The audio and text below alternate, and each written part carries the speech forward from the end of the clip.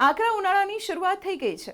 એસી વગર રહેવું હવે કઠિન બની ગયું છે. પણ છેલ્લા મહિનાઓથી બંધ પડેલા એસીને લઈને શું તમે પણ એવું વિચારી રહ્યા છો કે તેની સર્વિસિંગ નિરાંતે કરાવીશું? પણ થોભી જાઓ, તમારી આ આળસ તમને ધોમધકતા ઉનાળામાં ભારે પડી શકે છે. જો અત્યારે સર્વિસિંગ નહીં કરાવો તો ગરમીમાં પરસેવે રેબઝેબ થવા તૈયાર રહેજો, કેમ કે અત્યારે જ સર્વિસિંગ જરૂરી છે. તો પહેલું કારણ છે વેઇટિંગ લિસ્ટ. માર્ચ મહિનો બેસી ગયો છે. બધા જ સર્વિસ સેન્ટર પર અત્યારે લોડ વધી રહ્યું છે. જો તમે મોડું કરશો તો મિકેનિક માટે દિવસો સુધી રાહ જોવી પડશે. વધારે ખર્ચ, સિઝન જામશે એટલે મિકેનિક્સ ડિમાન્ડ મુજબ વધારે ચાર્જ વસૂલ કરશે. ઘણા લોકો કહે છે કે ચાલશે ને, હજુ તો ઠંડી હવા આવે છે.